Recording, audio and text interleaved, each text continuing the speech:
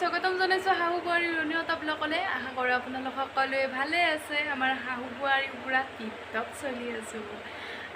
আজি থাৰ্মেলখন চাই নিশ্চয় আপোনালোকে অনুমান কৰিব পাৰিছে ব্লগটো কিহৰ ওপৰত হ'ব গৈছে।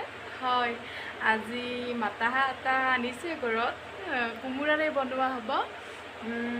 বৰষুণ অকণমান বাহিৰত, আজি কিন্তু খানাটো খাই বহুত ভাল লাগিব।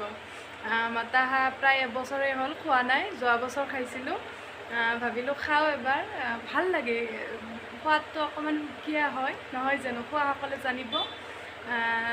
ব'লকচোন আজিৰ ব্লগটো আৰম্ভ কৰোঁ। হাঁহটো অলৰেডি মাৰিলে এওঁলোকে। এওঁৰ বন্ধু দুজনেও আছে আমাৰ ঘৰত, খানা খাব একেলগে। এয়া হাঁহটো মৰা হৈ গ'ল। এতিয়া হাঁহটো ধুনীয়াকৈ চাফা কৰি ল'ব। মই কোমোৰা ইফালে ৰেডি কৰিছোঁ। এয়া দেখিছেনে কোমোৰা?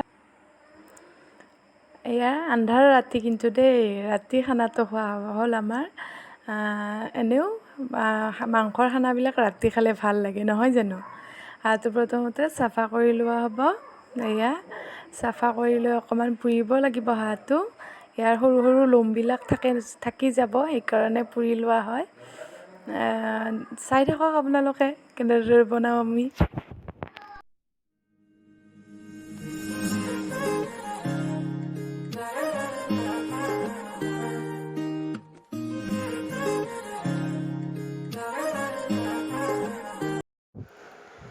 প্ৰথমতে মই গোটেই মছলাখিনি ৰেডি কৰি লৈছোঁ। আদা নহৰু, এয়া মই লৈছোঁ আদাৰ গুড়া, নিমখ, হালধি, জলকীয়া গুড়ি অকণমান কালাৰটোৰ কাৰণে, জালুকটো মেইন দেই। ইফালে আছে পাঁচফোৰণ আৰু জলকীয়াটো পিছতো দিম।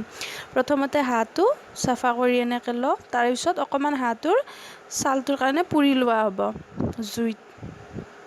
এওঁলোকে গোটেইখিনি কৰি দিছে, মই দেখাই আছোঁ আপোনালোকক। আৰু মই এইবিলাক নাজানো ভালকৈ কৰিব। অকণমান এনেকৈ পুৰি লৈছে। এতিয়া মই এইখিনি তেওঁলোকক দি থৈ আহিম। আৰু এয়া মাংসটো কাটি আছে। মই চাউণ্ডটো বাহিৰত আহিব দিয়া নাই, কাৰণ বাহিৰত ডাঙৰ বৰষুণ।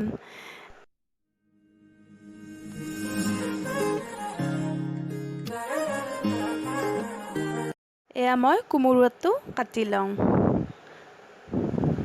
বোকা পৰা কোমোৰা, এয়া দুফাল কৰি দিলোঁ।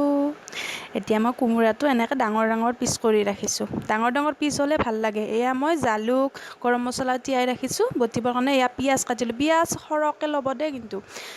পিঁয়াজটো মেইন হয় হাঁহৰ মাংসত, পিঁয়াজ বেছিকৈ লাগে। এতিয়া আমাৰ ৰন্ধা পূৰা ষ্টাৰ্ট দিলোঁ মানে হাজবেণ্ডে বনাব। তেলত পিঁয়াজ, জলকীয়া, পাঁচফোৰণ দি পিঁয়াজটো ৰঙচুৱাকৈ ভাজি ল'ব। এয়া পিঁয়াজটো ৰঙচুৱাকৈ ভাজি ল'ব আৰু মছলাখিনিও পিঁয়াজতে এনেকৈ ভাজি ল'ব। প্ৰথমতে গোটেই মছলাখিনি মই যিখিনি যোগাৰ কৰিছিলোঁ গোটেইখিনি এই পিঁয়াজতে ভাজি ল'ব। পিঁয়াজখিনি ৰঙচুৱাকৈ ভাজি ল'ম বৰ্তমান। হাঁহৰ মাংস বনোৱাত মই ইমান এটা এক্সপাৰ্ট নহয়, হাজবেণ্ডকে বনাব দিলোঁ। এয়া গোটেইখিনি মছলা দি আছে, মই যিখিনি যোগাৰ কৰিছিলোঁ। ভালকৈ লৰাই পিঁয়াজখিনি ৰঙচুৱাকৈ ভাজি লৈছে।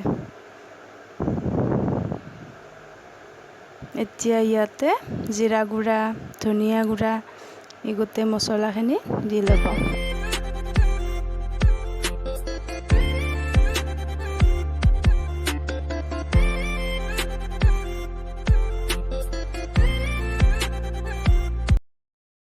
সেইটো ভাজব লাগে ভালকৈ। আদা নহৰুটো ভাজা গেলি আৰু খানা কৰি তেওঁলোকৰ যেতিয়া আদা নহৰু ভাজা যাব, তাৰপিছত তই যি মছলা দিয়া পিঠা তাতে আৰু মাথা নকৰি আৰু সেইখিনি যদি গলমাল হৈছি আৰু তই মাংস ভাজিব পৰা নাই জংগা দেখি যাবি ঘৰতে।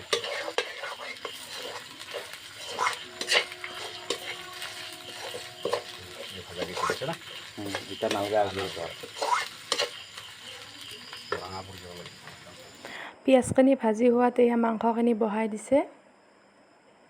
মাংসখিনি ধুনীয়াকৈ এতিয়া ভাজি ল'ব লাগিব। আৰু মাংস যিমানে ভজা যায় সিমানে সোৱাদটো হয়। আৰু জুইকুৰা বহুত বেছি উঠি গৈছে, সেইকাৰণে জুই নুমুৱাই দিব লাগিব অকণমান খৰি ওলাই দিব লাগিব। কাৰণ ভাজি থাকোঁতে মাংসটো অকণমান জুই কম হ'লেও হ'ব, কাৰণ তাপটো বহুত বেছি লাগে, এনেই গৰমৰ দিন হয়নে নহয় বাৰু। ভাজি ল'ব এনেকৈ প্ৰথমতে গোটেই পিঁয়াজ দিয়া নাছিল, এতিয়া আৰু পিঁয়াজ অকণমান দি লৈছে, ভাজি থাকোঁতে দিব লাগে এনেকৈ। নিমখ দিছে এয়া, তাৰপিছত কোমোৰাখিনি দিয়া হ'ব। কোমোৰাৰ পিচটো অকণমান ডাঙৰকৈ ৰাখোঁ, আপোনালোকে যেনেধৰণে ভাল পায় তেনেকৈ ৰাখিব পাৰে। মই বেছি গলি গ'লেও সিমান এটা ভাল নাপাওঁ, ডাঙৰ পিচ হৈ থাকিলে হাঁহৰ মাংসত কোমোৰাটো এনেকৈ খাই সোৱাদ লাগে, খাই চাবচোন তেনেকৈ। এনেকৈ প্ৰায় আমি ভাজি লোৱা হ'ব আৰু পানী 3-4বাৰমান দি সেইখিনি সিজাই লোৱা হ'ব প্ৰথমতে।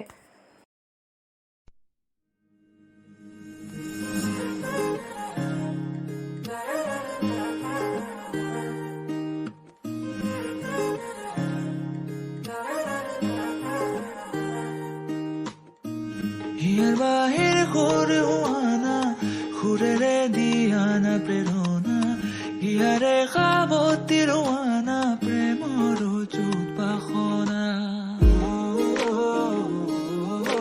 প্ৰেমৰ চুপাসনা প্ৰেমৰ চুপাসনা হিয়াৰ বাহিৰ সুৰ হোৱানা সুৰেৰে দিয়ানা প্ৰেৰণা হিয়াৰে সাৱতী ৰোৱানা প্ৰেমৰ চুপাসনা গীতেৰে সুৰেৰে হিয়াৰা বেগেৰে প্ৰণয়ৰ ছবি আঁকানা মনৰে সপোনবোৰ হ'বনে পুৰণ মোৰ দুচকুৰ ভাষাৰ কোৱানা গীতেৰে সুৰেৰে হিয়াৰা বেগেৰে প্ৰণয়ৰ ছবি আঁকানা মনৰে সপোনবোৰ হ'বনে পুৰণ মোৰ দুচকুৰ ভাষাৰ কোৱানা মাংসত নিমখো দিয়া হ'ল। এতিয়া মই নাহোঁতে কোমোৰাখিনিও দিয়ে দিলে, মই দেখাব নোৱাৰিলোঁ, আপোনালোকে ধৰিব পাৰিছেনে নাই মই ক'ব নোৱাৰোঁ। এতিয়া মাংস প্ৰায় ভজা হৈ গ'ল, অকণমানকৈ পানী দি সিজাব লাগিব। 3-4বাৰমান এনেকৈ সিজাব লাগিব, অলপ পানী দি। দেখিছে কালাৰটো কিমান ধুনীয়া আহিছে।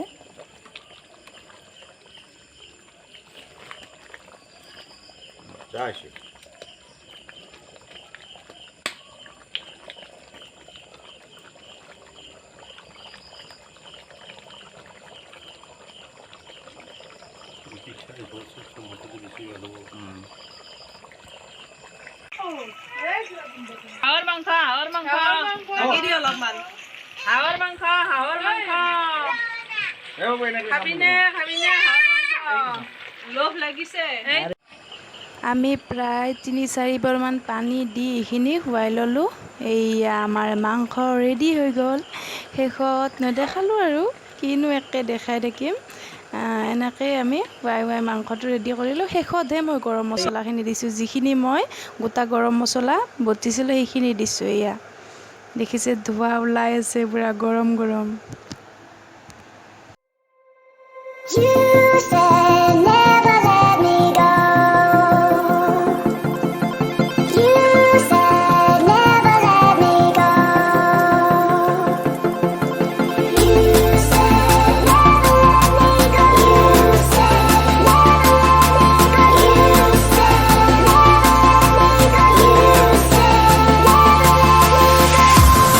এনেকৈয়ে আমি হাঁহৰ মাংস খাব বহি গ'লোঁ। আজিৰ ব্লগটো চাই কেনেকুৱা পালে আপোনালোকে জনাব। এইখিনিতে মই ব্লগটো সামৰোঁ। হাঁহৰ মাংসৰ কালাৰটো এবাৰ দেখাই দিছোঁ আৰু এয়া চাওক কিমান ধুনীয়া হৈছে।